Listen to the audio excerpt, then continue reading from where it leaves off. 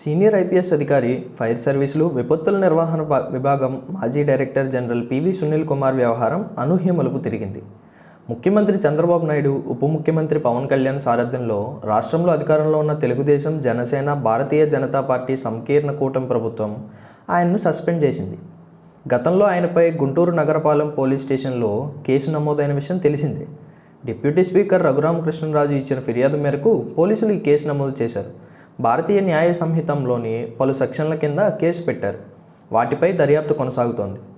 కూటమి ప్రభుత్వం అధికారంలోకి వచ్చిన తొలి రోజుల్లోనే సునీల్ కుమార్పై బదిలీ వేటు పడిన విషయం తెలిసిందే. ఆయనకు పోస్టింగ్ లభించలేదు. ప్రస్తుతం ఆయన వెయిటింగ్లో ఉన్నారు. ఇప్పుడు తాజాగా ఆయన్ను సస్పెండ్ చేసింది చంద్రబాబు, పవన్ కళ్యాణ్ సర్కార్. ఈ మేరకు ఉత్తర్వులు కూడా జారీ అయినట్లు తెలుస్తోంది. వైఎస్ జగన్ ప్రభుత్వ హయాంలో కొంతకాలం పాటు PV Sunil Kumar CID director జనరల్గా పనిచేసిన విషయం తెలిసిందే. ఆయన సిఐడి చీఫ్గా ఉన్నప్పుడే రఘురామకృష్ణరాజు అరెస్ట్ అయ్యారు. ఆ సమయంలో అధికారులు తనను కొట్టారని, హత్యాయత్నానికి పాల్పడ్డారంటూ రఘురామ తాజాగా ఫిర్యాదు చేశారు. ఇదే కేసులో వైఎస్ఆర్సీపీ చీఫ్ వైఎస్ జగన్ పేరు సైతం చేర్చారు. తనను అక్రమంగా అరెస్ట్ చేసి వేధించారని, 5 మంది గుర్తు తెలియని వ్యక్తులతో హింసించారంటూ అప్పట్లో రఘురామకృష్ణరాజు ప్రకటించిన విషయం తెలిసిందే. తనను కొడుతున్నారనడానికి సాక్ష్యంగా ఓ వీడియో కూడా తీశారని, దాన్ని వైఎస్ జగన్కు చూపించారని రఘురామ ఆరోపించారు. తప్పుడు రిపోర్టు కోసం డాక్టర్లను కూడా మార్చేశారని చెప్పారు.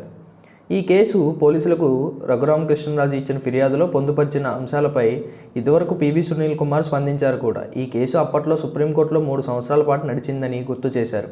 సాక్షాత్తు దేశ అత్యున్నత న్యాయస్థానమే దీన్ని తిరస్కరించిందని, అలాంటి కేసులో కొత్తగా ఎఫ్ఐఆర్ నమోదు చేయడాన్ని ఏమనాలో తనకు తెలియట్లేదని వ్యాఖ్యానించారు.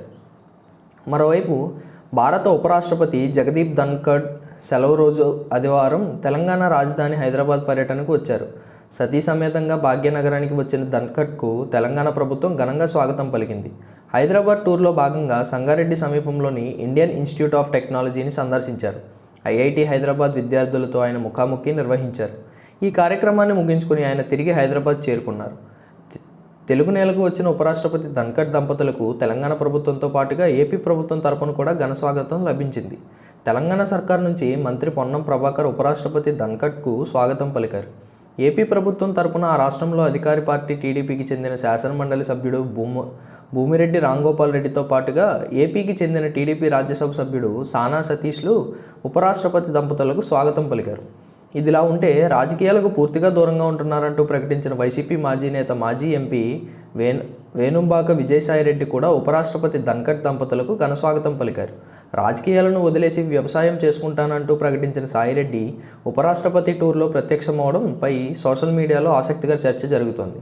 ఇక హైదరాబాద్లో ప్రైవేట్ కార్యక్రమానికి హాజరైన ధన్ఖడ్ దంపతులు ఆ తర్వాత తిరిగి ఢిల్లీ వెళ్ళిపోయారు.